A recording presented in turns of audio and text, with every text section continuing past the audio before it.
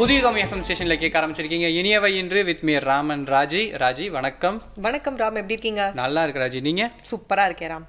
ராஜி, இன்னைக்கு நம்ம எதை பற்றி பேச போகிறோம்? எஸ், இன்னைக்கு வந்து பார்த்தீங்க அப்படின்னா தைராய்டு அவேர்னஸ்க்கான மந்த், அதாவது இந்த மாதம் முழுக்க அனுசரிக்கப்படுற ஒரு விஷயத்தை பற்றி தான் இன்னைக்கு நம்ம பேச போகிறோம். பொதுவாக தைராய்டு அப்படின்னா நம்ம வந்து பயாலஜி அதெல்லாம் வந்து படிச்சிருப்போம். ஒரு பட்டர்ஃப்ளை கிளாண்ட் அப்படின்லாம் வந்து நம்ம படிச்சிருப்போம். அது ஒரு சாதாரண விஷயம், ஒரு ஹார்மோன் செக்ரீட் பண்ணுற ஒரு விஷயம் தான் அப்படின்னு நம்ம வந்து தெரிஞ்சிருந்திருப்போம். ஆனால் இப்போது அது எவ்வளோ நிறைய விஷயங்களை வந்து நிறைய நோய்களை வந்து கொடுக்கறதுக்கான ஒரு விஷயமா வந்து மக்கள் மத்தியில் ஒரு பெரிய பயம் இருக்குது. ஆனால் அது அந்தளவுக்கு பயப்பட வேண்டிய ஒரு விஷயம் இல்லை அப்படின்னு சொல்கிறதுக்காக ஒரு கெஸ்ட் வர போகிறாங்க. அதுக்கு முன்னாடி நம்ம என்ன பார்க்க போறோம்? அதுக்கு முன்னாடி வழக்கம் போல வந்து ஒரு முத்திரை பார்க்க போறோம்.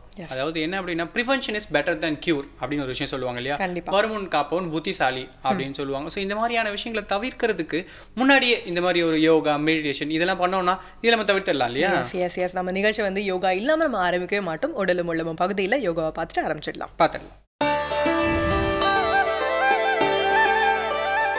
புதியுகம் நேயர்களுக்கு வணக்கம். தினம் ஒரு முத்திரை நாம் பார்க்கும் வரிசையில் இன்று பார்க்க போவது பிராண முத்திரை என்ற ஒரு அற்புதமான முத்திரை. பொதுவாக மனித உடலானது 72,000 நாடிகளால் பிணைக்கப்பட்டு 10 வாயுக்களால் இயங்குகின்ற ஒரு தத்துவத்தை உள்ளடக்கியது.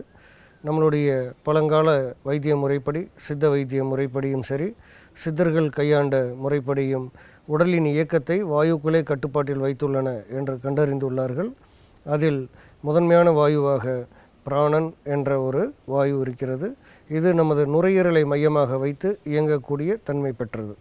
இந்த வாயுவானது குறைபாடு என்று எடுத்துக்கொள்ளக்கூடாது. இந்த வாயுவினுடைய இயக்கத்தில் தடை என்று எடுத்துக்கொண்டோமானால் அதிக பசியோடு இருப்பது, அதிக தாகத்தோடு இருப்பது, அதிக உடல் உழைப்பு, சரியாக தூக்கமின்மை, இந்த மாதிரி பலவிதமான உபாதைகளினால் ஏற்படக்கூடியது இந்த பிராணவாயு என்ற வாயுவினுடைய தாக்கம். இதன் மூலமாக நமக்கு ஏற்படக்கூடிய நோய்கள் என்று பார்த்தால் அதற்கு தொடர்புடைய நோய்கள் எல்லாமே நமக்கு வரும். தூக்கமின்மை, மலச்சிக்கல், மணிப்பூரக சக்கரத்தில் ஏற்படக்கூடிய கோளாறுகள், அதே போல் உடல் பலகீனமாக இருப்பது போன்ற தொந்தரவுகள் நமக்கு வரும். இதையெல்லாம் நம்ம எளிமையாக இதிலிருந்து வெளியில் வருவதற்கு உபயோகப்படக்கூடிய முத்திரை பிராண முத்திரை. பிராண முத்திரை எப்படி செய்வது? நன்றாக கவனியுங்கள். எளிமையான முத்திரை, அதே சமயத்தில் நீங்கள் இது சரியாக செஞ்சால் தான் அதனுடைய முழு பலன் கிடைக்கும். உங்களுடைய கை விரல்களில் உங்களுடைய மோதிர விரலையும் சுண்டு விரலையும் பெருவிரல் நுனியால் அப்படி தொட்டு மற்ற 2 விரல்களையும் அப்படி நீட்டிக்கொள்ள வேண்டும். அந்த வட்ட வடிவம் உருவாக்க வேண்டும். சரிங்களா? நுனியில் தொடும்போது அந்த நுனியில் லேசாக தொட்டால் போதும். 2 கைகளிலும் இந்த முத்திரையை செய்ய வேண்டும். இந்த முத்திரை குறைந்தது 30 நிமிடம் முதல் 40 நிமிடம் 50 நிமிடம் வரைக்கும் கூட நீங்கள் இந்த முத்திரையை செய்யலாம். அதிகமாக இந்த முத்திரை செய்தால் ஏதாவது நமக்கு பாதிப்புகள் ஏற்படுமா என்று கவலைப்பட வேண்டியதில்லை. இந்த முத்திரை வந்து ஒரு ஆதாரமான முத்திரை. மனிதன் வந்து ஆரோக்கியமாக இருப்பதற்கும் நலமாக தன்னுடைய வேலைகளை செய்து கொள்வதற்கும் பிராணசக்தி மிகவும் அவசியம். எப்பொழுதெல்லாம் சோர்வாக இருக்கிறீர்களோ அல்லது எப்பொழுதெல்லாம் உங்களுக்கு சக்தி தேவைப்படுகிறதோ அப்பொழுதெல்லாம் நீங்கள் இந்த முத்திரையை பயன்படுத்தி அந்த தேவையை பூர்த்தி செய்து கொள்ளலாம். பொதுவாக இன்று நமது கலாச்சாரத்தில் விரதம் இருப்பது என்று ஒரு முறை இருக்கிறது. நீங்கள் விரதம் இருக்கும் நாட்களில் இந்த முத்திரையை செஞ்சீங்கன்னா ரொம்பவும் உங்களுக்கு அந்த பசியினால் ஏற்படக்கூடிய ஒரு உபாதைகள் ஏற்படாமல் இருக்கும். இந்த முத்திரை செய்வதன் மூலமாக அந்த வயிற்றில் ஏற்படக்கூடிய சுரப்பிகளினுடைய குறைபாடுகளை சரி செய்து நோயின் தீவிரத்தை அதிகமாகாமல் தடுக்கும். பிராண முத்திரையை பார்த்து கொண்டு உற்சாகமாக தொடர்ந்து நாம் செய்து இன்றைய நாள் முழுவதும் ஆரோக்கியமாக இருப்பதற்கான ஒரு அடித்தளம் கொடுத்திருக்கிறோம். இதை முழுவதுமாக பயன்படுத்தி பாருங்கள். மீண்டும் ஒரு முறை இந்த முத்திரையை எப்படி செய்வது என்பதை கவனியுங்கள். உங்களுடைய மோதிர விரலும் சுண்டு விரலும் பெருவிரலின் நுனியில் தொட்டு ஒரு வட்ட வடிவம் உருவாக்க வேண்டும். மீதி 2 விரல்களையும் இப்படி நீட்டி இருக்க வேண்டும். 2 கைகளிலும் இந்த முத்திரை செய்ய வேண்டும். இந்த முத்திரை குறைந்தது 30 நிமிடம் முதல் அதிகபட்சமாக 45 நிமிடம் வரைக்கும் ஒரு நேரத்தில் செய்யலாம். ஒரு நாளைக்கு 2-3 முறை கூட நீங்கள் இந்த முத்திரையை பயன்படுத்தலாம். இந்த முத்திரை செய்வதன் மூலமாக உங்களுடைய பிராணசக்தி அதிகரிக்கும். பலவிதமான முத்திரைகளையும் கற்றுக்கொண்டு உங்களுடைய பலன்களை தெளிவாக நீங்கள் அனுபவித்து கொண்டு மற்றவர்களுக்கும் இதை கற்றுக் கொடுக்கக்கூடிய ஒரு வாய்ப்பை ஏற்படுத்தி கொள்ள வேண்டும் என்று உங்களை கேட்டுக்கொண்டு மீண்டும் சந்திப்போம். நன்றி, வணக்கம். ஓகே ராம், நம்ம வந்து ஆரம்பிச்சாச்சு. என்றைக்குமே வந்து ப்ரையாரிட்டி டிமாண்ட்ஸ் அப்படின்னு சொல்லுவாங்க. எந்த ஒரு காரியத்தையும் நம்மளால செய்ய முடியல அப்படின்னா வந்து அதுக்கு மித்த தடைகள் இருக்கிறத விட நம்ம வந்து அதுக்கு ப்ரையாரிட்டி கொடுக்கல அப்படின்றது தான் ஒரு பெரிய குற்றச்சாட்டாக இருக்கும். இப்போ நம்ம அடுத்து பார்க்க போகிறோம். அடுத்து நம்ம நிறைய விஷயம் பார்க்க போகிறோம் ராஜி. நமக்கு வந்து அடுத்து நம்ம நிறைய செக்மெண்ட் இருக்கும் இல்லையா? ஸோ அதுக்கு முன்னாடி வந்து ஒரு சின்னதாக பிரேக் போயிட்டு வந்துடலாமா? புதுயுகம் எஃப்எம்மின் இனியவை இன்று.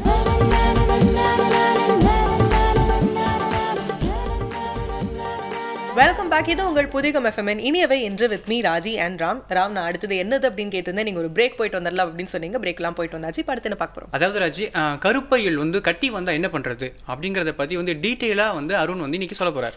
ஓகே, நீங்கள் சொன்ன மாதிரி யூட்ரஸ் அப்படின்றது ஒரு பெண்ணுக்கு எவ்வளோ ஒரு முக்கியமான விஷயம். அதில் ஒரு கட்டி வந்துருச்சு அப்படின்னா ரொம்ப பயப்படுவாங்க.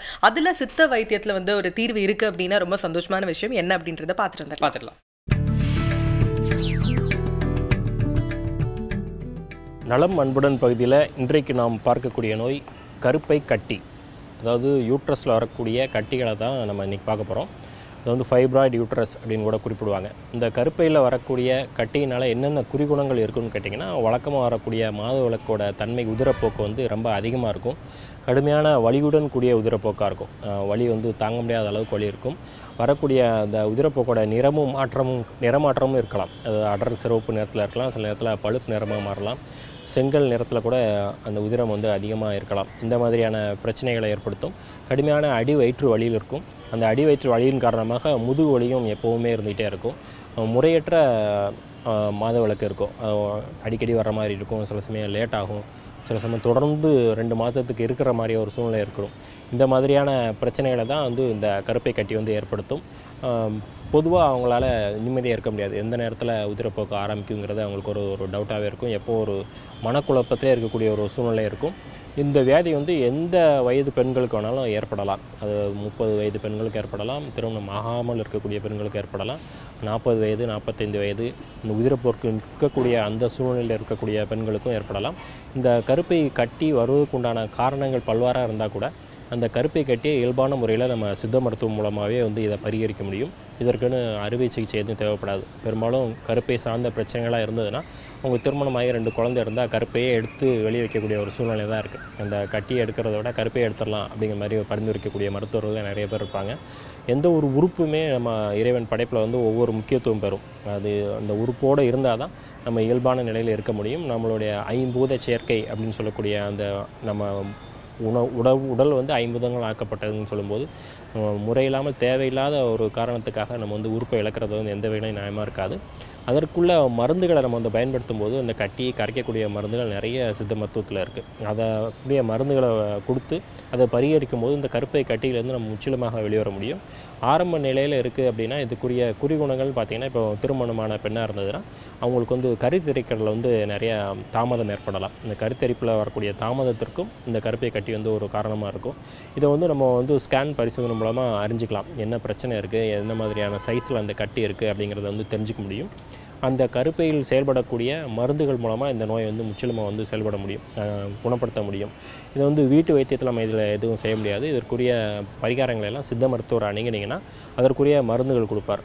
குறிப்பாக சொல்லணுன்னா அந்த உதிரப்போக்கு இருக்கக்கூடிய ஆரம்பமாகக்கூடிய அந்த 3 நாட்களுக்கும் அவர் வந்து ஒரு பேதி மருந்து வந்து கொடுப்பார்.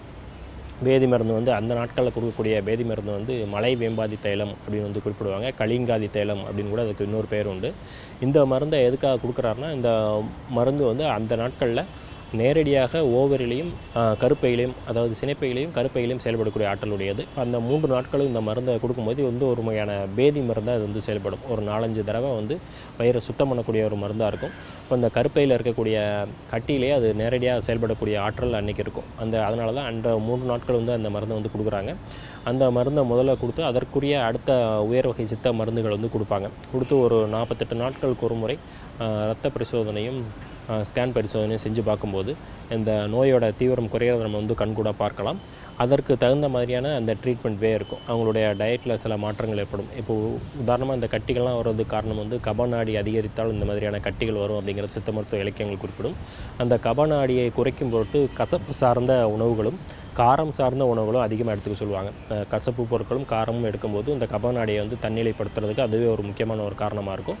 அந்த மாதிரியான உணவு பழக்கத்தோட மருந்துகளையும் தொடர்ந்து எடுத்து தைலம் முழுக்கு வெளிப்புறமாக தைக்கக்கூடிய மருந்துகள் இது எல்லாமே கொடுத்து இந்த நோயை வந்து முற்றிலுமாக நம்ம வந்து பரிகரிக்க முடியும். கருப்பையை நீக்க வேண்டிய அவசியம் கண்டிப்பாக இருக்காது. குழந்தை இல்லாத தம்பதியினராக இருந்தாங்கன்னா அவங்களுக்கு வந்து அந்த கட்டியை குறைத்து அவங்களுக்கு இயல்பான முறையில் பிரசவம் ஆகிறதுக்கும் உள்ள மருந்துகளை இந்த சித்த மருத்துவத்தில் நிறையா இருக்குது. அதற்குரிய பயன்பாட்டிலையும் இந்த சித்த மருத்துவர் அணுகி முழுமையாக இந்த கருப்பை கட்டிங்கிற பிரச்சனையிலேருந்து நம்ம வந்து வெளிவர முடியும். பார்த்தீங்களா ராஜி? ஸோ இதை ஃபாலோ பண்ணாலே போதும் ராஜி, இந்த மாதிரி விஷயங்கள் வந்து தவிர்த்துடலாம். சித்த முறையில் எவ்வளோ நிறைய விஷயங்கள் இருக்குது பார்த்தீங்களா? என்னதான் நம்மளை சுற்றி இத்தனை கெட்ட விஷயங்கள் இருந்தாலும் கூட அதுக்காக நம்மளை வந்து ப்ரொடெக்ட் பண்ணுறதுக்காக 1008 நல்ல விஷயங்கள் இருக்குது, அதெல்லாம் கற்றுக்கலாம் அப்படின்ற ஒரு விஷயத்தை கற்றுக்கிட்டோம். அடுத்து என்ன பார்க்க போகிறோம்? கன்ஃபியூஷியஸ் பற்றி கேள்விப்பட்டிருக்கீங்களா நீங்கள்? எஸ், அவர் ஒரு பெரிய ஃபிலாசபர். நிறைய விஷயங்கள் வந்து ஹிஸ்ட்ரியில் நம்ம நிறைய படிச்சிருக்கோம் இல்லையா? அவர் நிறைய தத்துவங்கள்லாம் சொல்லியிருக்காரு அப்படின்ட்டு. எனக்கு ரொம்ப பிடிச்ச கோட் என்ன அப்படின்னா வந்து லைஃப் ரொம்ப சிம்பிளானது, நம்ம தான் வந்து காம்ப்ளிகேட் பண்ணியிருக்கோம் அப்படின்றது வந்து ஆரம்பிச்சு வச்சது அவர் தான். ஆமாம் ராஜி, கண்டிப்பாக. அவர் ஒரு பெரிய பொலிட்டிஷியன், அவர் ஒரு டீச்சர், ப்ரீச்சர், எடிட்டர். அவரை பற்றி பேசிக்கிட்டே போகலாம் இல்லையா? அவர் வந்து புக்கை பற்றி ஒரு விஷயம் சொல்லியிருக்காரு. அதை தான் வந்து உங்களுக்கு நான் இப்போ சொல்ல போகிறேன். அவர் என்ன சொல்லியிருக்காரு அப்படின்னு பார்த்தீங்கன்னா, ஒரு புத்தகத்தை திறந்தா அதிலிருந்து ஏதாவது ஒரு விஷயத்தை நம்ம கண்டிப்பாக கற்றுப்போம் அப்படின்ட்டு இருக்காரு. கண்டிப்பாக ராம், ஒரு விஷயம் இல்லை, நிறைய விஷயங்கள் ஒரு புக்லேருந்து நம்ம வந்து எடுத்துக்கலாம் அப்படின்னு சொல்லலாம். இன்னைக்கு எந்த புக்லேருந்து யார் என்ன பேச போகிறாங்க அப்படின்றத கேட்டுடலாம், பார்க்கலாம். இந்த பால் பாயிண்ட் பேனா இது ஒரு பிளாஸ்டிக்கால் செய்யப்பட்டது. இது ஒரு 10 ரூபாய்க்கு கிடைக்குதுன்றதுனால நாம் என்ன செய்கிறோம்னா, ஒரு ரீஃபில் தீர்ந்த உடனே அதை முழுவதுமாக தூக்கி போட்டுடுறோம். ஆனால் இந்த பசுமைக்கு உயிர் என்ற பெயர் என்கின்ற இந்த நூலில் ஆசிரியர் ஜோதி என்ன சொல்கிறார் என்றால், இந்த ரீஃபில்லை தூக்கி போடாதீங்க, அதுக்கு பதிலாக இன்னொரு ரீஃபில்லை வாங்கிக்கிட்டு இதை முழுமையாக பயன்படுத்துங்க. இந்த பிளாஸ்டிக்கை வந்து நீங்கள் தூக்கி போடுறதுனால எவ்வளவு பிளாஸ்டிக் கழிவு சேருது என்கின்ற ஒரு அபாயத்தை நமக்கு சுட்டி காட்டுகிறார். அந்த அடிப்படையில் தான் வந்து இந்த நெகிழி என்பதை பற்றிய ஒரு அபாயத்தை மிக அற்புதமாக இந்த நூலில் சொல்கிறார். இந்த நூல் பசுமைக்கு உயிர் என்று பெயர். ஆசிரியர் இரா ஜோதி. இவர் தமிழ்நாடு அரசு பணியில் மருத்துவத்துறையில் பணிபுரிந்து ஓய்வு பெற்றவர். பொதுவாக சுற்றுச்சூழலியல் பற்றி பேசும் பொழுது எல்லாரும் என்ன செய்வாங்கன்னா, அது பெரும்பாலும் அந்த நூல்கள் வந்து மொழிபெயர்ப்பாக இருக்கும். இல்லை என்று சொன்னால் இங்கே இருக்கக்கூடிய சில விஷயங்கள் பற்றிய மட்டும் இருக்கும். ஆனால் இந்த சுற்றுச்சூழல், இதற்கு இந்த கேட்டுக்கு யார் காரணம், பொருளியல் சக்திகள் யார், அரசியல் சக்திகள் யார் என்கின்ற பார்வையோடு எழுதப்பட்ட முதல் நூல் என்று நான் இதை கருதுகின்றேன்.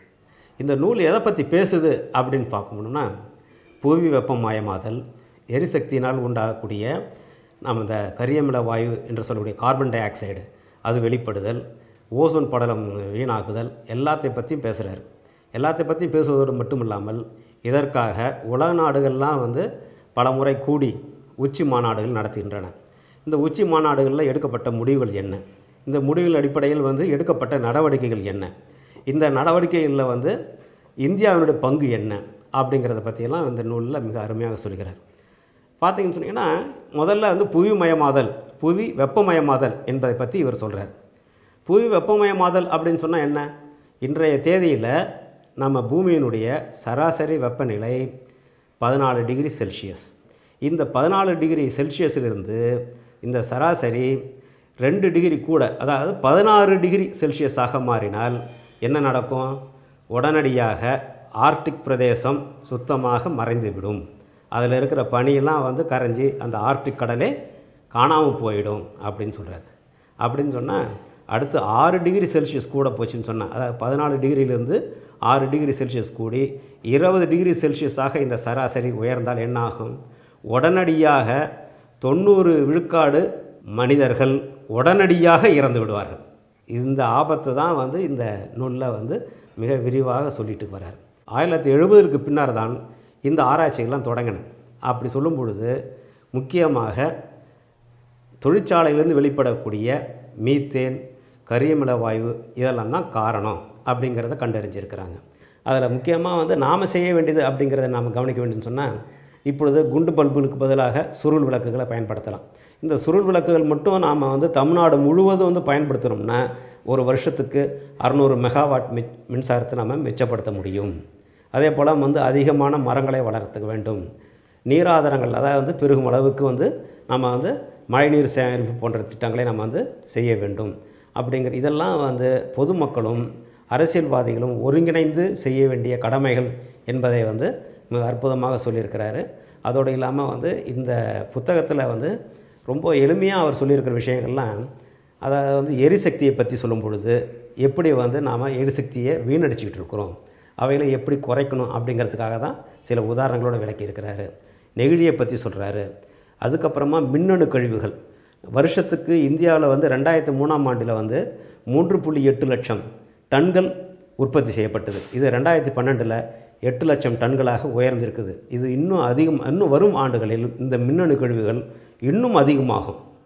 அப்போ நாம் என்ன செய்ய வேண்டியிருக்குன்னு சொன்னால், இந்த மின்னணு கழிவுகளை எப்படி குறைக்க வேண்டும் அப்படிங்கிறதுக்கு நாம் இதை தயார் செய்யக்கூடிய நிறுவனங்களுடன் ஒரு சுற்றுச்சூழல் ஒப்பந்தம் போட்டாகணும். இதன் மூலமாக வந்து இந்த மின்னணு கழிவு அதிகமாகவே தடுக்க முடியும். இப்படியான முன்னெச்சரிக்கை நடவடிக்கைகளை நம்முடைய மாநில அரசும் மத்திய அரசும் மேற்கொள்ள வேண்டும் என்பதையெல்லாம் இந்த நூலில் மிக அற்புதமாக விளக்கியிருக்கிறார். அமராஜி, கண்டிப்பாக உண்மை இல்லையா? ஒரு புத்தகத்தை எடுத்தாலே நம்ம கண்டிப்பாக நிறைய விஷயம் தெரிஞ்சுப்போம் இல்லையா? அவர் சொல்கிறதுலே தெரியுது இல்லையா? இந்த புத்தகத்தில் நம்ம எவ்வளோ விஷயம் தெரிஞ்சுக்கிட்டோம் பாருங்க. உண்மை. இப்போ அடுத்து வந்து நம்ம இறையன்பு சார் வரப்போகிறாங்க அப்படின்னாலே எனக்கு வந்து ஒரு நிமிஷம் ஒரு அலர்ட் ஆகிடுவேன். ஐயோ, நிறைய அறிவிப்பு வந்து தீக்க போகிறாரு, இதுக்காக கொஞ்சம் ஸ்பேஸ் வந்து எம்டி பண்ணணுமே அப்படின்னு சொல்லிட்டு நான் வந்து ஒரு அலர்ட் ஆகிடுவேன். அதுக்காக ஒரு பிரேக் போயிட்டு வந்துடலாமா? இது உங்கள் புதியகம் FM இனியவை இன்று.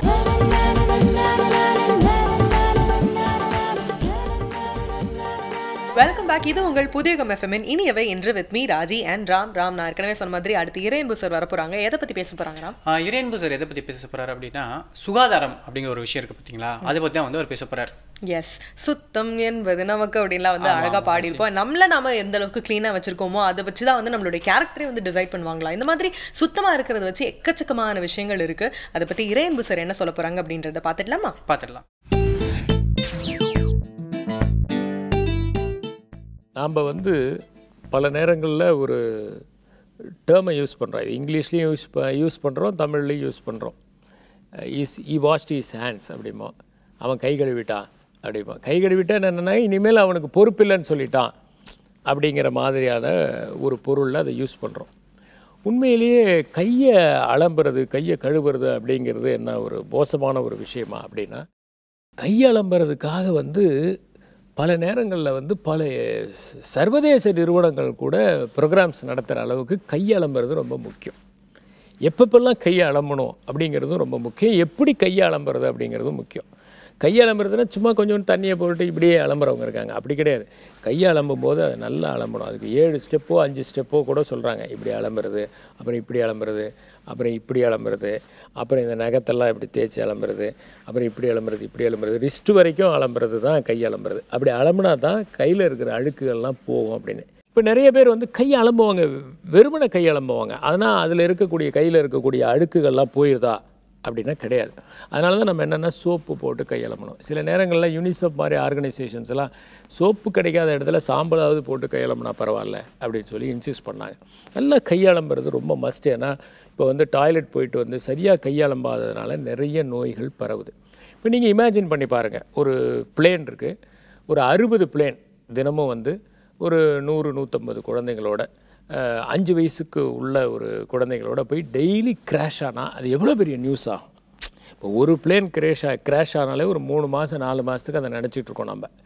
காரணம் என்னென்னா அது அதிகமாக ரிப்போர்ட் ஆகிறதுனால. ஒரு பஸ்ஸு வந்து விபத்து ஆகிறதுங்கிறது ரொம்ப அதிகமான விபத்து ஆகிறது வந்து சாலை போக்குவரத்தில் தான். ஆனால் அதுக்கு நம்ம வந்து சகஜமாக எடுத்துக்கிறோம்.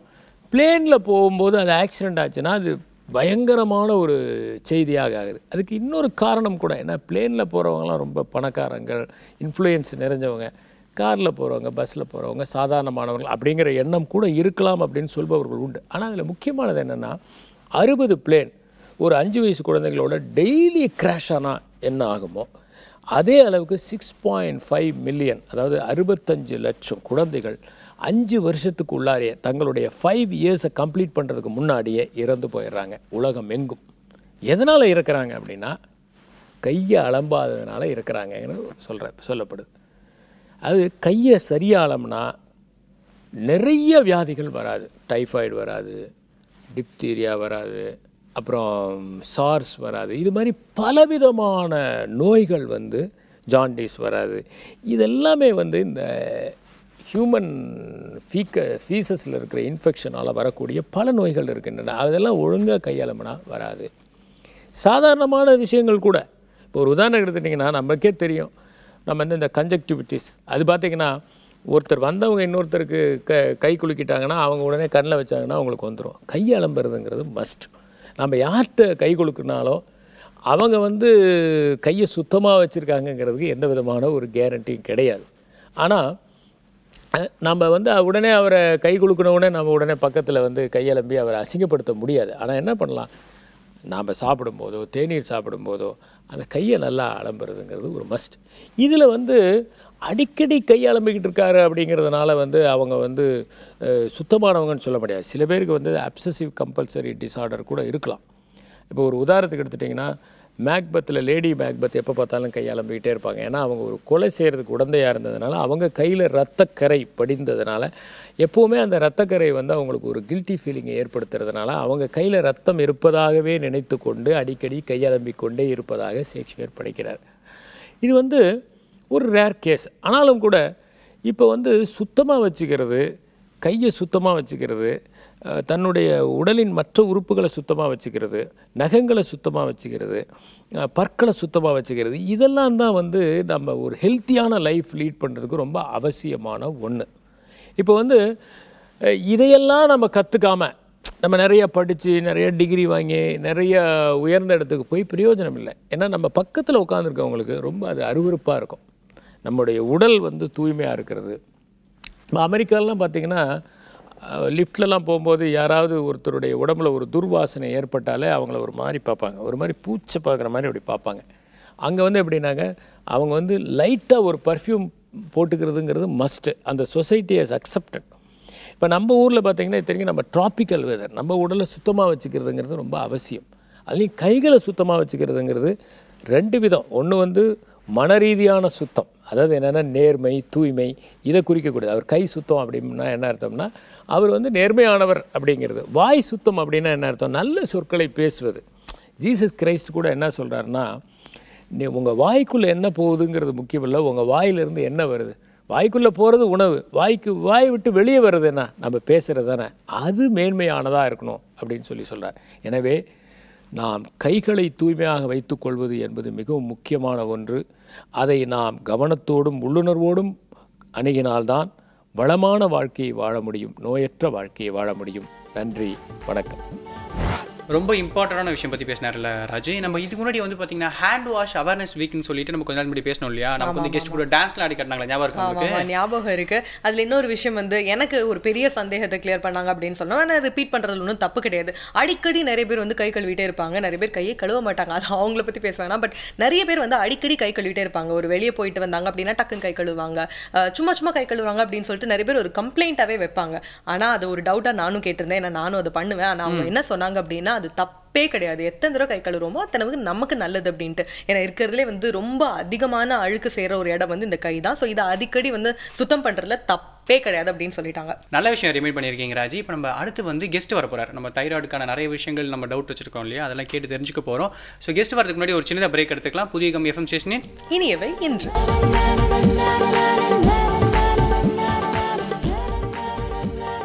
Welcome back. இது உங்கள் புதியகம் எஃப்எம்மின் இனியவை என்று with me Raji and Ram. நம்ம ஏற்கனவே பேசின மாதிரி இந்த மாதம் முழுக்க அனுசரிக்கப்படுற தைராய்டு அவேர்னஸ்க்கான விஷயத்தை பற்றி தான் இன்னைக்கு நம்ம பேச போகிறோம். அண்ட் இதை பற்றி நிறைய விஷயங்கள் நமக்காக சொல்கிறதுக்காக நம்ம ஒரு கெஸ்டையும் இன்வைட் பண்ணியிருக்கோம். இவர் யார் அப்படின்னா டாக்டர் KG ரவிக்குமார். இவர் ஒரு எண்டோக்ரோனாலஜிஸ்ட் அண்ட் இவர் வந்து சைல்ட் ட்ரஸ்ட் ஹாஸ்பிட்டல்லேருந்து வந்திருக்காங்க. வணக்கம் சார். வணக்கம் சார். வணக்கம். சரி, ஃபர்ஸ்ட் கொஸ்டின், இந்த தைராய்டு கிளாண்ட்ஸ் இதோட வேலை என்ன சார்? தைராய்டு கிளாண்டோட வேலை தைராய்டு ஹார்மோன் சுரக்கிறது. தைராய்டு கிளாண்ட் அப்படிங்கிறது நம்ம கழுத்தில் இருக்கக்கூடிய ஒரு சுரப்பி. அந்த தைராய்டு ஹார்மோன் சுரந்தால் தான் உடம்புல நிறைய விஷயங்கள் வந்து வேலை செய்யும். நம்ம மூளை, இருதயம், நுரையீரல், லிவர் எல்லாமே வேலை செய்கிறதுக்கு முக்கியமான ஒரு ஹார்மோன்ஸ் தைராய்டு ஹார்மோன். அது சுரக்கிற சுரப்பி தான் தைராய்டு கிளாண்ட். ஆமாம் சார். நம்ம கூட நம்ம வெப்பில் பார்க்கும்போது அதுக்கான இமேஜஸ் பார்த்தா ஒரு பட்டர்ஃப்ளை மாதிரி இருந்துச்சு, பார்த்தோம் இல்லையா நம்ம. ஆமாம், சின்ன வயசுலலாம் வந்து தைராய்டு ஒரு கிளாண்ட் அப்படின்ற விஷயம் தான் நம்ம படிச்சிருக்கோம். ஆனால் அது ஒரு வேளை ப்ராப்பராக ஃபங்க்ஷன் ஆகலை அப்படின்னா அதோட டிஸார்டர்ஸ் தான் வந்து நமக்கு டிசீஸாக ஜெனட்டிக்கல் டிஸார்டர் அது இது நம்ம வந்து பேசுகிறோம். ஸோ இதனுடைய மெடிக்கல் கண்டிஷன்ஸ் பற்றி சொல்லுங்கள். என்னென்ன மாதிரியான டிஸார்டர்ஸ் இந்த கிளாண்ட்லேருந்து வருது? தைராய்டு அதிகமாக வேலை செய்கிறது, தைராய்டு குறைவாக வேலை செய்கிறது. அதிகமாக வேலை செஞ்சால் அது ஹைப்பர் தைராய்டிசம் அப்படின்னு சொல்கிறது. அதனால வந்து சிம்டம்ஸ் வந்து படபடப்பாக இருக்கிறது, வெயிட்லாம் குறைஞ்சி போகிறது, அதிகமாக பசி எடுக்கிறது, தூக்கம் இல்லாமல் இருக்கிறது, இதெல்லாம் ஹைப்பர் தைராய்டிசமோட சிம்டம்ஸ்.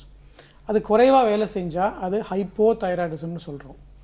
ஹைப்போ தைராய்டிசம் வந்தால் வெயிட் ரொம்ப அதிகமாகிடுறது, ரொம்ப சோர்வாக இருக்கிறது, தூக்கம் அதிகமாக வர்றது, பசி இல்லாமல் இருக்கிறது, இதெல்லாம் ஹைப்போ தைராய்டிசமோட சிம்டம்ஸ்.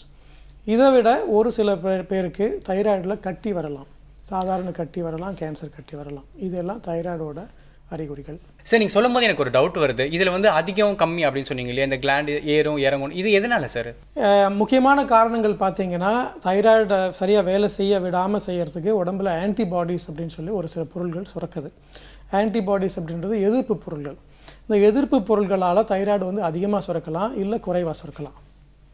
இது சில பேருக்கு ஜெனட்டிக்கலாக, அதாவது ஃபேமிலியில், ஒரே ஃபேமிலியில் வரக்கூடிய வாய்ப்புகள் அதிகமாக இருக்குது. ராம், எங்கள் வீட்லேயும் பார்த்தீங்க அப்படின்னா வந்து இந்த தைராய்டு ப்ராப்ளம்லாம் வந்து பேசும்போது ஜெனட்டிக்கலாக இருக்கும், இல்லை இது ஒரு சர்டன் ஏஜுக்கு அப்புறம் தான் வரும் அப்படின்ற ஒரு விஷயம் தான், அந்தளவுக்கு தான் விழிப்புணர்வு இருக்குது அப்படின்னே சொல்லலாம். நிறைய பேருக்கும் இது ஒரு தப்பான நம்பிக்கை அப்படின்னு கூட சொல்லலாம். ஆனால் இப்போ பார்த்தீங்க அப்படின்னா ரொம்ப யங் ஜென்ரேஷன், ரொம்ப சின்ன சின்ன குழந்தைங்களுக்குலாம் கூட இந்த தைராய்டு ப்ராப்ளம்ஸ் அதிகமாக வருது. சார், என்னோட டவுட் என்ன அப்படின்னா, இது யாருக்கெல்லாம், எந்த வயதினர் சார்ந்தவங்களுக்குலாம் இந்த நோய் வரும்? யாருக்கு வேணால் வரலாம். இதையே நம்ம பிரிச்சுக்கலாம். குழந்தைங்களுக்கு, பிறக்கிற குழந்தைங்களுக்கு, பச்சிளம் குழந்தைங்களுக்கு வர தைராய்டு ப்ராப்ளம், பெரியவங்களுக்கு வர தைராய்டு ப்ராப்ளம், ரெண்டாக பிரிச்சுக்கலாம். ஏன்னா அந்த குழந்தைங்களுக்கு வர்றது தான் ரொம்ப ரொம்ப முக்கியமானது. குழந்தைங்களை உடனே வந்து பிறந்த உடனே ஐடென்டிஃபை பண்ணி தைராய்டு ப்ராப்ளம் ட்ரீட் பண்ணல அப்படின்னா மூளை குறைவு வரதுக்கு வாய்ப்புகள் அதிகமாக இருக்குது, மூளை வளர்ச்சி குறைஞ்சி போகிறதுக்கு வாய்ப்பு இருக்குது. இதுக்கு பிறந்த குழந்தைங்களில் ஒரு 4 days 5 daysல தைராய்டு ஹார்மோன்ஸ் வந்து அளவை எடுத்து பார்த்து அது குறைவாக இருந்தால் உடனடியாக ட்ரீட்மெண்ட் ஸ்டார்ட் பண்ண வேண்டியது ரொம்ப முக்கியம்.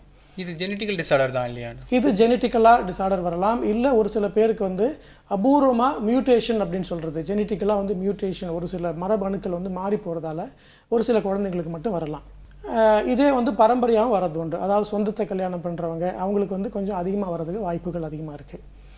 இது வந்து குழந்தைங்களுக்கு வர்றது. இதே பெரியவங்களுக்கு பார்த்தீங்கன்னா வந்து குழந்தைங்களுக்கு ஒரு 6 வயசுலேருந்து ஆரம்பித்து 7 வயசுலேருந்து ஆரம்பித்து ஆன்டிபாடிஸ் மூலமாக வேறு சில தைராய்டு ப்ராப்ளம்ஸ் வரது உண்டு.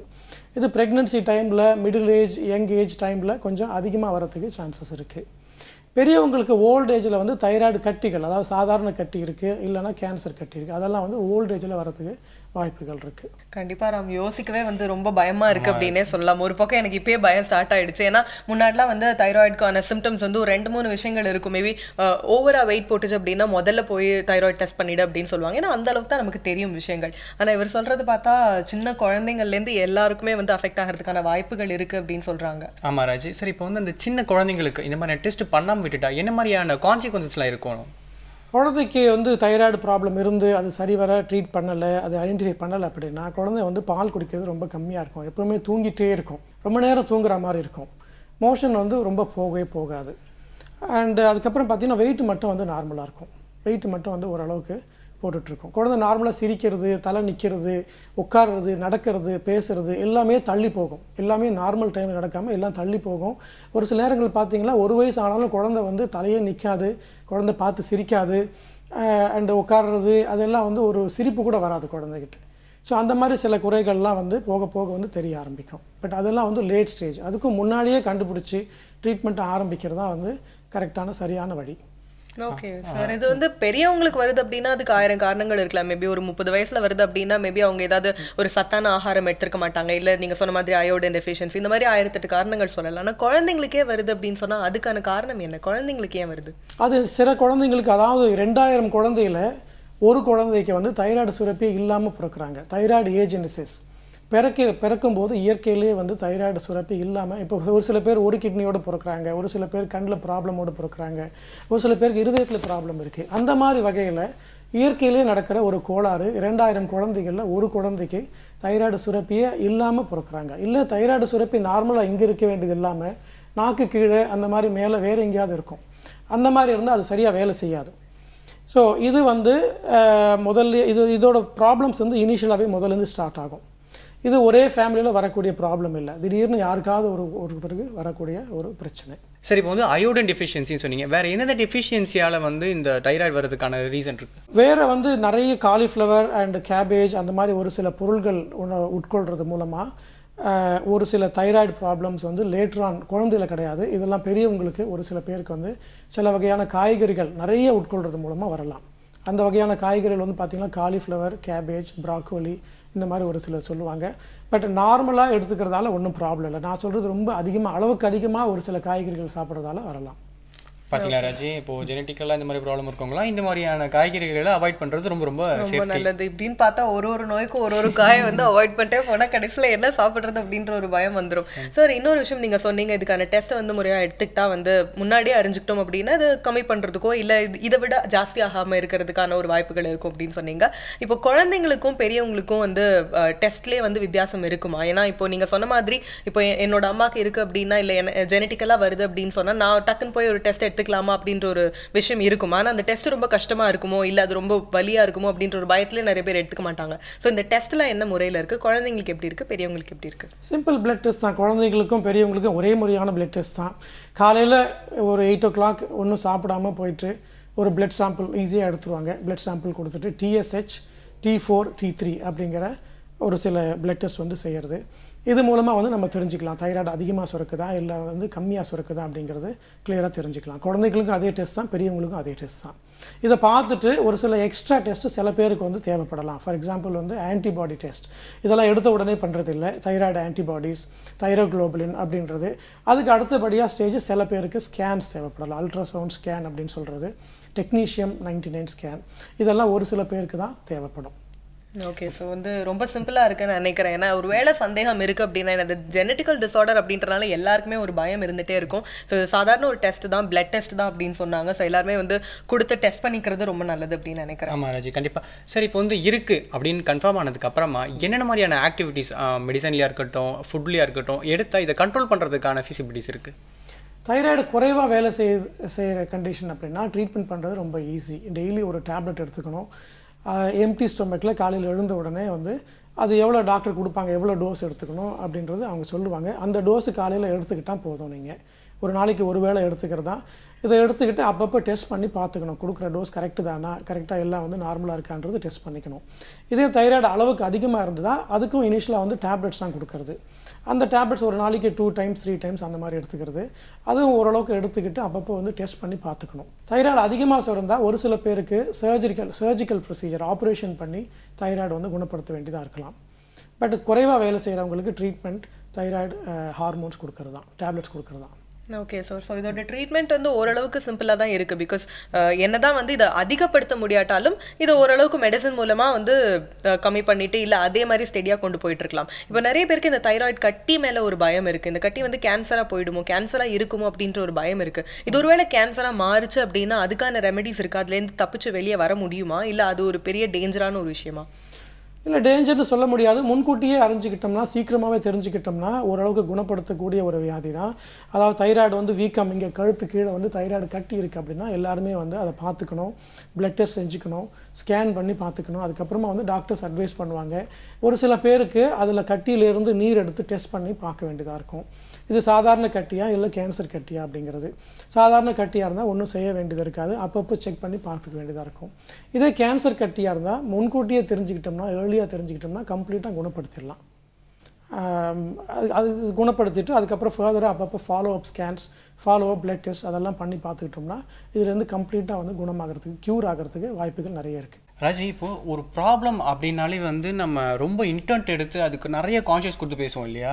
அதுவும் முக்கியமாக பெண்கள் சார்ந்த பிரச்சனை. இந்த தைராய்டு அப்படிங்கிறது நம்ம பார்த்தாலே வந்து அதிகமாக வந்து இதுக்கு வந்து பெண்கள் தான் வந்து இது அதிகமாக பாதிக்கப்படுறாங்க இல்லையா? ஸோ அவங்களுக்கு அப்படின்னும் போது வந்து பார்த்திங்கன்னா நம்ம ரொம்ப பார்வை ஜாஸ்தியாக இருக்கும் மக்கள்கிட்ட. ஏன்னா இது வந்து ப்ரெக்னென்சி டைமில் குழந்தைங்க அந்த மாதிரி விஷயங்கள்னும் போது ஓவர் கான்ஷியஸான விஷயம், நிறைய அவேர்னஸ் வர வேண்டிய விஷயம் அப்படிங்கிறது தெரியுது இல்லையா? ஆமாம், நீங்கள் சொன்ன விஷயம் உண்மைதான். பட் ஆனால் இது இவ்வளோ ஒரு பயமாக இருந்தாலும் கூட over a period of time நம்ம கரெக்டான மெடிகேஷன் எடுத்துக்கிட்டோம் அப்படின்னா அது கண்டிப்பாக க்யூர் பண்ணிடலாம். தொடர்ந்து நிறைய கேள்விகள் கேட்கணும். அதுக்கு முன்னாடி ஒரு குட்டி பிரேக் போயிட்டு வந்துடலாம். இது உங்கள் புதிய எஃப்எம்மின் இனியவை இன்று.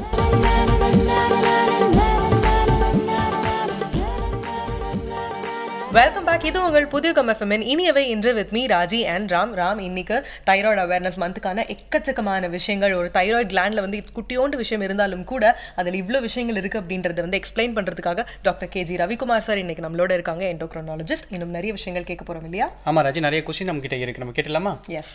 தைராய்டு அப்படிங்கிற வார்த்தையை நம்ம அதிகமாக எங்கே பயன்படுத்துகிறோம் அப்படின்னா ப்ரெக்னென்சி பீரியடில் தான். ஒரேடி ப்ரெக்னென்ட் ஆகிட்டாங்க அப்படின்னா அந்த டைமில் தான் தைராய்டு இருக்கும், அந்த பயம் அந்த அதிகமாகிறதுக்கான வாய்ப்பு அங்கே தான் இல்லையா? ஸோ இந்த தைராய்டு ப்ரெக்னென்சி இதை பற்றி கொஞ்சம் சொல்லுங்கள் சார். ஏர்லி ப்ரெக்னென்சியில் தைராய்டு வந்து எல்லாருக்கும் டெஸ்ட் பண்ணி பார்க்குறது ரொம்ப அவசியம். இதுக்கு காரணம் என்ன அப்படின்னா, தைராய்டு ப்ராப்ளம் இருந்து அது சரியாக குணப்படுத்தலை அப்படின்னா குறைப்பிரசவம் ஆகிறதுக்கோ இல்லை குழந்தைக்கு வந்து ஃபர்தராக ப்ராப்ளம் வரதுக்கோ சான்சஸ் இருக்குது. இப்போது சப்போஸிங் சைல்டுக்கும் ப்ராப்ளம் தைராய்டு ப்ராப்ளம் இருந்து மதருக்கும் ப்ராப்ளம் இருந்து அப்படின்னா அந்த பிறக்கிற குழந்தை மூளை வளர்ச்சி இல்லாமல் போகிறதுக்கு அபாயம் இருக்குது. அதனால் எல்லா ப்ரெக்னென்ட் விமென்க்கும் ஏர்லியாகவே, அதாவது இனிஷியலாக ஃபஸ்ட்டு 2 monthsலேயே வந்து முதல்ல தைராய்டு டெஸ்ட் பண்ணி பார்த்துக்கிறது ரொம்ப அவசியம். ஓகே சார், ஒரு வேளை அம்மாவுக்கு இருக்குது அப்படின்றத ப்ரெடிக்ட் பண்ணிட்டாங்க அப்படின்னா அது மூலமாக குழந்தைக்கு வர்றதுக்கான வாய்ப்பு இருக்கா? அப்படி இல்லை. குழந்தைக்கு வந்து அம்மாவுக்கு வந்து ட்ரீட் பண்ணுறது மூலமாக ப்ரெக்னென்சி வந்து நார்மலாக வச்சுக்கலாம், ஒன்றும் ப்ராப்ளம் இல்லாமல் பார்த்துக்கலாம். ஸோ அது மூலமாக வந்து சப்போஸிங் குழந்தைக்கும் ப்ராப்ளம் இருந்தாலும் அம்மாவுக்கு ட்ரீட்மெண்ட் பண்ணுறது மூலமாக ஒரு சில குறைகளை வந்து சரி பண்ணலாம். ஓகே சார், சரி இதெல்லாம் ப்ரெடிக்ட் பண்ணியாச்சு, இதெல்லாம் வந்து டெஸ்ட் எல்லாம் கொடுத்து இதெல்லாம் கன்ஃபார்ம் ஆயிருக்கு அப்படிங்கும்போது நீங்கள் சொன்னீங்க ஓரளவுக்கு டாக்டர்ஸ் ப்ரிஸ்கிரைப் பண்ணுற மெடிசன்ஸ் வந்து ரெகுலராக எடுத்துகிட்டா ஓரளவுக்கு கொண்டு போகலாம் அப்படின்ட்டு. ஸோ என்ன மாதிரியான டயட் எல்லாம் ஃபாலோ பண்ணணும்? இந்த மெடிசன்ஸ் வந்து லைஃப் லாங் எடுக்க வேண்டியது அவசியம் இருக்குமா? நிறைய பேருக்கு லைஃப் லாங் எடுக்க வேண்டிய அவசியம் இருக்குது. குழந்தைங்களுக்கு டயக்னோஸ் பண்ணாலும் மோஸ்ட்லி லைஃப் லாங் எடுக்க வேண்டியதாக இருக்கும். பெரியவங்களுக்கு தைராய்டு குறைவாக வேலை செய்யுது, அதாவது ஹைப்போ தைராய்டிசம், இந்த ப்ராப்ளம் இருந்தாலும் most of the times life long எடுக்க வேண்டியதாக இருக்கும். வாழ்நாள் ஃபுல்லாக டேப்லெட் சாப்பிட வேண்டியதாக இருக்கும். இது முக்கியமாக வந்து பார்த்திங்கன்னா டயட், ஹெல்த்தி டயட் அப்படின்னா வந்து நிறைய காய்கறிகள் அண்டு கீரை சாப்பிட்றது அண்டு பழங்க சாப்பிட்றது, குட் எக்ஸசைஸ், அதெல்லாம் ரொம்ப முக்கியம். ஏன்னா தைராய்டு குறைவாக வேலை செஞ்சால் வெயிட் அதிகமாக போடுற ஒரு டெண்டன்சி இருக்கும். ஒபிசிட்டி வரதுக்கு உண்டான வாய்ப்புகள் அதிகமாக இருக்குது. நம்பர் 2, கொலஸ்ட்ரால் அதிகமாக இருக்கிறதுக்கு உண்டான வாய்ப்புகள் இருக்குது. இதன் மூலமாக ஹார்ட் பிரச்சனை வரதுக்கு வாய்ப்புகள் இருக்குது. இதெல்லாம் குறைக்கணும் அப்படின்னா எக்ஸசைஸ், டெய்லி எக்ஸசைஸ் பண்ணுறது ஒரு ருட்டீன் ஆகிடணும். ஸோ அது ரொம்ப முக்கியம். நம்பர் 2, அயோடின் கலந்த உப்பு பயன்படுத்தணும். உப்பில் வந்து சால்ட், கல் உப்பு யூஸ் பண்ணாமல் அயோடின் கலந்த உப்பு எல்லாருமே சாப்பிட்றது ரொம்ப அவசியம். ஸோ இதன் மூலமாக தைராய்டு ப்ராப்ளத்தை நம்ம ப்ரிவெண்ட் பண்ணிக்கலாம். ஓகே சார், இன்றைக்கான லைஃப் ஸ்டைல் சேஞ்சஸ் அதை பற்றி ரொம்ப அழகாகவே சொன்னீங்க சார். இப்போ அடுத்து வந்து இந்த டயபெட்டிஸ் அப்படிங்கிற ஒரு விஷயம் இருக்குது. இந்த டயபெட்டிஸ்க்கும் தைராய்டுக்கும் என்ன மாதிரியான ரிலேஷன்ஷிப் இருக்குது? டயபெட்டிஸ் உள்ளவங்களுக்கு சில பேருக்கு தைராய்டு ப்ராப்ளமும் வரலாம். ஏன் அப்படின்னா இதெல்லாம் வந்து ஆன்டிபாடி மூலமாக வரது ப்ராப்ளம், எஸ்பெஷலி டைப் 1 டயபெட்டிஸ் அப்படின்னு சொல்கிறோம். இந்த டைப் 1 டயபெட்டிஸ் உள்ள சில பேருக்கு வந்து தைராய்டு ப்ராப்ளம் வர்றதுக்கு நிறைய சான்சஸ் இருக்குது. ஸோ அவங்கெல்லாம் வந்து அப்பப்போ வந்து ஒரு 3 வருஷத்துக்கு ஒரு முறை, டைப் 1 டயபெட்டிஸ் உள்ளவங்க 3 வருஷத்துக்கு ஒரு முறை தைராய்டு டெஸ்ட் ரொட்டீனாக எடுத்து பார்த்துக்கிறது அவசியம். ஏன்னா அது இருந்ததுன்னா சீக்கிரமாக ட்ரீட்மெண்ட் பண்ணிக்கலாம். சார், இப்போ நீங்கள் சொன்னீங்க ஜெனட்டிக்கலாக நிறைய ப்ராப்ளம்ஸ் இருக்குது, இல்லை டயட் சரியாக எடுத்துக்கல, இந்த டெஃபிஷியன்சி நிறைய சொன்னீங்க, இந்த மாதிரியான விஷயங்கள்ல இந்த டிசீஸ் வருது அப்படின்னா அது ஓகே, ஓரளவுக்கு அக்செப்ட் பண்ணிக்கலாம் அப்படின்ற மாதிரி. இப்போ என்வாயரன்மெண்ட்டில் நடக்கிற விஷயங்கள், இப்போது எக்ஸாம்பிள் எடுத்துக்கணும் அப்படின்னா செர்னோபில் டிசாஸ்டர், அதோட விளைவுகளால் வந்து ஃபர்ஸ்ட்டு வந்து ஹியூமன் இம்பாக்ட் என்ன அப்படின்னா பார்த்தீங்கன்னா இந்த தைராய்டு டிசீஸ் தான் இருக்குது அப்படின்னு சொல்லியிருக்காங்க. அது ஒரு ரிசர்ச்சும் கண்டுபிடிச்சிருக்காங்க. இந்த மாதிரி என்வாயரன்மெண்ட்டில் நடக்கிற விஷயங்கள்னால இது பாதிப்பை ஏற்படுத்துது அப்படின்னா இந்த மாதிரியான விஷயங்கள் கூட இதில் இருக்கா? ஆமாம், இருக்குது. அந்த செர்னோபில் ரஷ்யாவில் வந்து ஏற்பட்ட ட்ராஜடி மூலமாக அங்கே நிறைய பேருக்கு தைராய்டு கேன்சர் உருவானதாக அவங்க சொல்லியிருக்காங்க. இது வரைக்கும் இந்த மாதிரி பாதிப்புகள் இந்தியாவில் கண்டுபிடிக்கப்படலை. அது வரதுக்கான வாய்ப்புகள் உலகத்தில் இருக்குது. நியூக்ளியர் டிசாஸ்டர், அந்த மாதிரி radiation, cosmic radiation, other radiation மூலமாக, இல்லை வேறு வந்து டாக்ஸிக் ஃபேக்ட்ரியிலேருந்து வர கழிவுப் பொருட்கள், அது மூலமாக வந்து ஒரு சில கேன்சர் வர்றதுக்கு வாய்ப்புகள் இருக்குது. பட் இது வரைக்கும் வந்து இந்தியாவில் அந்த மாதிரி எங்கேயும் அதிகமாக இருந்ததில்லை. ஓகே, ஒரு ஆறுதலான விஷயம் இல்லையா ரஜினி, இந்த வரைக்கும் நடக்கல அப்படிங்கிற விஷயம். சரி, அடுத்து வந்து இன்றைக்கி ஸ்டாட்டிஸ்டிக்ஸ் எப்படி இருக்குது? எத்தனை குழந்தைகளில் வந்து இந்த தைராய்டு வந்து பாதிக்கப்பட்டிருக்கு? இன்றைக்கி தாய்மார்கள் வந்து என்ன மாதிரியான ஆக்டிவிட்டிஸ் எடுத்தால் என் குழந்தைங்களுக்கு இது வராமல் தடுக்கலாம்? ஸ்டாட்டிஸ்டிக்ஸ் பார்த்திங்கன்னா இந்தியாவில் வந்து 4 கோடி மக்கள் வந்து தைராய்டு வியாதியால் பாதிக்கப்பட்டிருக்காங்க. அதாவது 4% of the population 4% of the population வந்து மக்கள் தொகையில் தைராய்டு ப்ராப்ளம் வர்றதுக்கு சான்ஸ் இருக்குது. குழந்தைங்களில் பார்த்திங்கன்னா 2000 பிறக்கிற குழந்தையில் 2000 குழந்தையில் ஒரு குழந்தைக்கு தைராய்டு ப்ராப்ளம் வர்றதுக்கு உண்டான சான்சஸ் இருக்குது. இதை வந்து பெரியவங்களில் ரஃபாக வந்து பார்த்தோம்னா ஹைப்போ தைராய்டிசம், கம்மியாக வேலை செய்கிற ப்ராப்ளம் 3% வச்சுக்கலாம். அதிகமாக வேலை செய்கிறது ஹைப்பர் தைராய்டிசம் ப்ராப்ளம் வந்து 1% வச்சுக்கலாம். இந்த அளவுக்கு ஸ்டாட்டிஸ்டிக்ஸு. இதெல்லாம் வராமல் தடுக்கணும்னா ஃபஸ்ட்டு வந்து அயோடின் கலந்த உப்பு எல்லாருமே வந்து பயன்படுத்தணும், நம்பர் 1. நம்பர் 2, எல்லோரும் ஹெல்த்தியான டயட் அண்ட் எக்ஸசைஸ் ரெகுலராக செய்துக்கிறது ரொட்டீனாக வந்து செய்யணும். ரொம்ப வெயிட் அதிகமாக போடுறது, ஜங்க் ஃபுட் நிறைய சாப்பிட்றது, ஆயில் ஃபுட் சாப்பிட்றது, இதெல்லாம் அவாய்ட் பண்ணணும். ரெகுலர் எக்ஸசைஸும் வந்து டெய்லி வந்து மேற்கொள்ளணும். அதுக்கப்புறம் ஒரு சில பேருக்கு வந்து ஃபேமிலியில் யாருக்காவது தைராய்டு ப்ராப்ளம் இருந்துக்கு அப்படின்னா அவங்கெல்லாம் கொஞ்சம் அப்பப்போ வந்து பார்த்துக்கிறது, சிம்டம்ஸ் வருதா அப்படின்னு பார்த்துக்கிறது அவசியம். சப்போஸிங் ஏதாவது சிம்டம்ஸ் தைராய்டுக்கு உண்டான அறிகுறிகள் இருந்தால் உடனே போய் செக் பண்ணிக்க வேண்டியது ரொம்ப முக்கியம். Okay correct. இன்றைக்கி வந்து பார்த்தீங்கன்னா டெய்லி வந்து குழந்தைங்களுக்கு டைம் பாஸ் ஏதாவது ஒரு அடமெண்ட் அப்படின்னாலும் உடனே அவங்கள சரி பண்ணால் உடனே கூட்டு போயிட்டு ஒரு ஜங்க் ஃபுட் ஏதாவது ஒன்று வாங்கி கொடுத்து இன்றைக்கி வந்து நம்ம அப்படியே சமாளிச்சிடுறாங்க இல்லையா? ஸோ அதோட பின்விளைவு எப்படி இருக்குது அப்படிங்கிறது வந்து ரொம்ப டீப்பாக யோசிக்க வேண்டிய டைம் இது இல்லையா? ஆமாம் ராம், நீங்கள் சொன்ன மாதிரி இப்போ எவ்வளோதான் நல்ல விஷயங்களை தேடி போனாலும் எவ்வளோதான் எக்ஸசைஸ் பண்ணாலும் நம்மளை தாண்டி என்வரன்மெண்ட்லேருந்து நிறைய தாக்கங்கள் மூலமாக நமக்கு நிறைய ப்ராப்ளம்ஸ் வருது. அதுலேயும் இந்த குறிப்பாக குழந்தைகளை பார்த்தோம் அப்படின்னா அவங்களுக்கான மோகம் வந்து இப்போதைக்கு ஜங்க் ஃபுட்ஸ் மேலே அதிகமாக இருக்குது. ஸோ இதனால் நீங்கள் சொன்னீங்க ஒபிசிட்டி கூட இதுக்கான ஒரு காரணமாக இருக்க முடியும் அப்படின்ட்டு. இப்போ இதுலேருந்து எப்படி வெளியே எடுத்துகிட்டு வருது குழந்தைங்களை இந்த ஜங்க் ஃபுட் மேலே இருக்கிற மோகம்னால எக்கச்சக்கமான பாதிப்புகள் குழந்தைகளுக்கு? இதை எப்படி அவாய்ட் பண்ண முடியும்? ரொம்ப கரெக்டாக சொல்லியிருக்கீங்க. ஜங்க் ஃபுட் சாப்பிட்டு இப்போ நிறைய குழந்தைங்கள் சிட்டியில் பார்த்தீங்கன்னா ஸ்கூலில் மோர் தென் 50% மேலே குழந்தைங்க வந்து ஒபிசிட்டி தான் இருக்குது. ஸோ வெயிட் அதிகமாக இருக்கிற ப்ராப்ளம் இருக்குது. ஸோ ஃபர்ஸ்ட் ஆஃப் ஆல் வந்து வீட்டில் குக் பண்ணுற ஃபுட், நார்மல் வெஜிடபிள்ஸ், கீரை, பழங்க அந்த மாதிரி நிறைய சாப்பிட்ற ஒரு பழக்கத்தை உண்டு பண்ணணும். நம்பர் 2 வந்து டெய்லி எக்ஸசைஸஸ் செய்கிறது, டிவி அதிகமாக பார்க்காம இருக்கிறது, அண்ட் ரொம்ப நேரம் computer games and video games அதெல்லாம் ப்ளே பண்ணாமல் இருக்கிறது ரொம்ப அவசியம். குழந்தைங்களுக்கு பார்த்தீங்கன்னா ஒபிசிட்டி இருந்தால் தைராய்டு டெஸ்ட் பண்ணால் கொஞ்சோண்டு TSH வந்து கொஞ்சம் அதிகமாக இருக்கும். இதை பார்த்துட்டு நிறைய வந்து தைராய்டு ப்ராப்ளம் இருக்குது அப்படின்னு சொல்லி நிறைய குழந்தைங்க இப்போ ட்ரீட்மெண்ட் எடுத்துக்கிறாங்க. அந்த மாதிரி குழந்தைங்களுக்கெல்லாம் ரொம்ப நாள் ட்ரீட்மெண்ட் எடுத்துக்க வேண்டிய அவசியம் இல்லை. ப்ராப்பராக எக்ஸசைஸ்லாம் பண்ணி வெயிட்டை குறைச்சிட்டாங்கன்னா அவங்களுக்குலாம் இது சரியாக போகிறதுக்கு நிறைய வாய்ப்புகள் இருக்குது. ஆனால் ராஜி, நம்ம என்னோட 6th 7th படிக்கிற ஃபோட்டோஸ்லாம் பார்த்தா இன்றைக்கி வந்து 2nd 3rd ஸ்டாண்டர்ட் படிக்கிற பசங்க தான் இருக்கும் இல்லையா? இன்றைக்கி வந்து பசங்கள் அவ்வளோ பயங்கரமாக இருக்காங்க இல்லையா? ஏன்னா வந்து வெளியே போய் விளையாடுறதுக்கான ஸ்பேஸ் அங்கே வந்து இங்கே இருக்கிற சிட்டி பசங்களுக்கு வந்து இல்லவே இல்லைன்னு சொல்லணும். வீட்டில் எந்த அளவுக்கு அந்த காலத்துலலாம் சொல்லுவாங்களா வந்து வீட்டில் 2 நிமிஷமாவது இருக்க மாட்டியாப்பா அப்படின்னு கேட்பாங்களா? ஏன்னா வெளியே ஓடி போய் விளையாடுவாங்க பசங்க. இப்போல்லாம் வந்து தயவு செஞ்சு வெளியே போய் ஒரு 2 நிமிஷம் விளையாடிட்டு வா அப்படின்னு சொல்கிற அளவுக்கு நிலைமை மாறி போச்சு. அதனால இந்த ஒபிசிட்டி அப்படின்ற பிரச்சனைகள்லாம் இன்னும் ஜாஸ்தியாகவே இருந்துட்டு இருக்கு. கண்டிப்பாக ராஜி. சார், இப்போ தான் வந்து ஒரு 10-15 இயர்ஸாக தான் இந்த தைராய்டு அப்படிங்கிற வார்த்தையை வந்து அதிகமாக நம்ம பயன்படுத்துகிறோம், அதிகமாக கேள்விப்படுறோம். இதுக்கு முன்னாடி இது இல்லாததுக்கான காரணம் என்ன? அதுக்கு முன்னாடி இருந்தது, இப்போ மேபி அவேர்னஸ் இன்க்ரீஸ் ஆகிடுச்சின்னு சொல்லலாம். எல்லாருக்கும் இப்போ ரொம்ப அதை பற்றி தெரிய வந்திருக்கு. அண்டு இப்போ நிறைய ஒபிசிட்டி ப்ராப்ளம், டயபெட்டிஸ் இதெல்லாம் ரொம்ப ஒரு எபிடமிக் மாதிரி இந்தியாவில் பார்த்தீங்கன்னா வந்து is obesity capital, diabetes capital of the வேர்ல்டுன்னு சொல்லலாம். அந்த அளவுக்கு வந்து எல்லாருக்குமே இப்போ டயபெட்டிஸ் வந்து இன்க்ரீஸ் ஆகிட்டு வருது. இதனால் வந்து தைராய்டுக்கு உண்டான அவேர்னஸ் வந்து இன்க்ரீஸாக க்ரியேட் ஆகிருக்கு. ஓகே சார், நீங்கள் சொன்ன மாதிரி அந்த காலத்தை விட கம்பேர் பண்ணும்போது இந்த காலத்தில் வந்து அவேர்னஸ் எந்த அளவுக்கு ஜாஸ்தி ஆகுதோ அந்த அளவுக்கு டிசீஸும் வந்து ஜாஸ்தி ஆகிட்டு இருக்கு அப்படின்னே சொல்லலாம். இப்போது இங்கே நம்ம ஊரில் பார்த்திங்க அப்படின்னா தமிழ்நாடு எடுத்துக்கிட்டோம் அப்படின்னா எந்த அளவுக்கு அவேர்னஸ் இருக்குது, இந்த ட்ரீட்மெண்ட்டை எடுத்துக்கிறதுக்கு எந்த அளவுக்கு மக்கள் வந்து முன் வராங்க? ஏன்னா நிறைய பேருக்கு ஒரு பயம் இருக்கும், சந்தேகம் இருக்கும். எந்த அளவுக்கு ஓப்பனாக முன் வராங்க? இல்லை, இப்போ நிறைய பேருக்கு எல்லா விஷயமும் தெரிஞ்சிருக்கு. தைராய்டு ப்ராப்ளம்ன்றது நிறைய பேர் தெரிஞ்சிருக்கு. அவங்களாவே கொஞ்சம் வெயிட்லாம் அதிகமாக இருந்தால் தைராய்டு டெஸ்ட் பண்ணுங்கன்னு வந்து கேட்குறாங்க. அவங்க ட்ரீட்மெண்ட் எடுத்துக்கிறதும் வந்து தாராளமாக வந்து எடுத்துக்கிறாங்க. ஒரே ஒரு என்னென்ன பிறக்கிற குழந்தைங்களுக்கு தைராய்டு ரொட்டீனாக டெஸ்ட் பண்ணுற பழக்கம் இன்னும் நிறைய இடத்துல இன்னும் வரலை. நிறைய ஹாஸ்பிட்டல்ஸில் ரொட்டீனாக வந்து அந்த டெஸ்ட் பண்ணுறதில்ல. ஸோ இப்போ கூட பார்த்திங்கன்னா வந்து 5 மாத குழந்தைங்க, 7 மாத குழந்தைங்க தைராய்டு ப்ராப்ளமோடு வராங்க. இது வரைக்கும் கண்டுபிடிக்க முடியாமல். அதுக்கு வந்து ஒரே வழி என்னன்னா பிறக்கிற குழந்தைங்க எல்லாருக்கும் ரொட்டீனாக தைராய்டு டெஸ்ட் பண்ணி பார்த்துறது தான். உலகம் முழுக்க அதை பண்ணுறாங்க. யூகேயில், ஆஸ்திரேலியாவில், யூஎஸில் எல்லா டெவலப்ட் கண்ட்ரீஸ்லும் பண்ணுறாங்க. அது வந்து சிம்பிள் டெஸ்ட் தான், ரொம்ப விலையும் ரொம்ப அதிகம் கிடையாது. பிறக்கிற குழந்தைங்க எல்லாருக்குமே 4வது நாள் 5வது நாள் தைராய்டு டெஸ்ட் பண்ணி பார்க்குறது ரொம்ப அவசியம். கண்டிப்பாக சார். சார் சொன்ன மாதிரி என்னதான் அவேர்னஸ் இருந்தாலும் இப்போ வந்து ஜெனட்டிக்கல் டிஸார்டர் அப்படின்ற விஷயம் வந்து எல்லார் மத்தியிலுமே வந்து பரவிடுச்சு அப்படின்னே சொல்லலாம் இந்த தைராய்டை பொறுத்த வரைக்கும். ஆனால் அதுக்கான டெஸ்ட் என்னென்ன, ட்ரீட்மெண்ட் என்னென்ன அப்படின்ற ஒரு பயம் வந்து இன்னுமே இருந்துட்டு தான் இருக்குது. சார் சொன்ன மாதிரி அந்த டெஸ்ட் எல்லாம் வந்து ரொம்ப எளிமையான முறையில் தான் இருக்குது. சாதாரண ஒரு பிளட் டெஸ்ட் தான். ஸோ அது பண்ணுறதுக்கு ரொம்ப பெரிய மெனக்கெடுதல் இருக்காது. டெஸ்ட் பண்ணிட்டோம் அப்படின்னா நமக்கு வந்து நல்லது. அது இன்னுமே வந்து அடுத்த கட்டத்துக்கு கொண்டு போகாமல் இருக்கலாம் அப்படின்னு நினைக்கிறேன் இல்லையா? ஆமாம் ராஜி, இன்றைக்கி வந்து நம்ம எது வேணாலும் கொடுக்கணும் ஓடி போய் நம்ம கூகுளில் போய்ட்டு கடற்கடை என்ன இருந்தாலும் சர்ச் பண்ணி நம்ம அப்படியே தெரிஞ்சுக்கிறோம். சார், எங்களுக்கு அதையும் தாண்டி இன்றைக்கி வந்து தைராய்டு பற்றி நிறைய விஷயம் எங்களுக்கு சொல்லியிருக்கீங்க. உங்களோட வேல்யூபிளான டைம் எங்களோட ஸ்பெண்ட் பண்ணதுக்கு ரொம்ப நன்றி. நன்றி சார். நன்றி. தொடர்ந்து நிறைய விஷயங்கள் நம்ம நிகழ்ச்சியில் காத்துட்டு இருக்கு. பார்க்கலாம். ஒரு குட்டி பிரேக் போயிட்டு வந்ததுக்கு அப்புறமா இது உங்கள் புதியகம் எஃப்எம்மில் இனியவை என்று.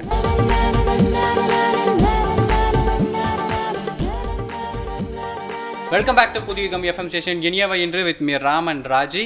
ராஜி, உங்களோட டவுட் எல்லாம் கிளியர் ஆச்சு இல்லையா? எஸ், தைராய்டை பற்றி எக்கச்சக்கமான பயம் இருந்துச்சு. ஏன்னா இது ஒரு ஜெனட்டிக்கல் டிஸார்டர் அப்படின்றனால ரொம்ப பயம் இருந்துச்சு. ஆனால் அவர் சொன்ன மாதிரி கரெக்டான ஒரு மெடிக்கேஷன் இருந்தாலும் ஒரு பீரியட் ஆஃப் டைம் இது வந்து கம்மி பண்ணிடலாம், அதிகப்படுத்தாமல் இருந்தாலும் கூட இது கம்மி பண்ணிடலாம் அப்படின்றத தெளிவாகப்படுத்திட்டாங்க. இப்போ அடுத்து என்ன பார்க்க போகிறோம்? அடுத்து வந்து தமிழ் பகுதி ராஜி. ஓகேங்களா? தமிழ் பகுதியில் வந்து வழக்கமாக வந்து அரசிந்தரன் சார் வந்து ஏதாவது ஒரு சொல் எடுத்துட்டு அதோட வேர் சொல் அது எங்கேருந்து வந்துருச்சு அதோட டீட்டெயில் ஹிஸ்ட்ரி சொல்லுவார் இல்லையா? ஸோ அந்த மாதிரி இன்னைக்கு வந்து அவர் வந்து ஏர் காற்று இருக்கு இல்லையா, அதை பற்றி அதோட வேர் சொல் பற்றி சொல்ல போகிறார். பார்க்கலாமா? பார்க்கலாம். வணக்கம் ஐயா. வணக்கம். ஏர் அப்படிங்கிறது வந்து நம்ம சின்ன வயசுல நம்மளுடைய பள்ளியில வந்து அந்த எழுத்து பலகை இருக்கும் இல்லையா, அதுல வந்து ஏர் இஸ் எவ்ரிவேர் அப்படின்னு நம்ம வந்து ஆசிரியர் எழுதியிருப்பாங்க. ஸோ ஏர் அப்படிங்கிற ஒரு வார்த்தை வந்து நம்ம மனசுல ஆழமாக சின்ன வயசுல இருந்தே பதிந்த ஒரு சொல் இல்லையா. ஏர் அப்படிங்கிறது அதனுடைய அர்த்தம் என்னன்னாக்கா காற்று அப்படின்னு தெரியும். இதனுடைய வேர் சொல் எங்கிருந்து இருக்கிறது? இது வந்து தமிழ் சொல்லிலிருந்து வந்திருக்கக்கூடிய ஒரு வார்த்தையாக இருக்குமா? ஏன்னா நீங்க ஒரு புத்தகத்துல கூட எழுதியிருந்தீங்க ஏர் அப்படிங்கிறது தமிழ் வார்த்தையினுடைய ஒரு இணக்கம் இருக்கு அப்படின்னு சொல்லியிருந்தீங்க. அதை பத்தி விரிவா சொல்லுங்க. சரிங்கம்மா. இந்த காற்று குறிக்க தமிழ்ல நிறைய சொல் இருக்கு. அந்த வரலாறையும் படிச்சுட்டு இந்த ஏருங்கிற சொல் எவ்வாறு ஆங்கிலத்துல உருவானதுங்கிற வரலாற்றையும் படிக்கிற பொழுது அது இயல்பாக தமிழிலிருந்து ஒரு தோன்றி இருக்கிறது அந்த சொல். இப்போ தமிழில் 4 நிறைய சொல் இருக்குது. காற்று, வழி, வாதை, இப்படி நிறைய சொல் இருக்குது. வாடை, வாயு தமிழ் சொல் இல்லை.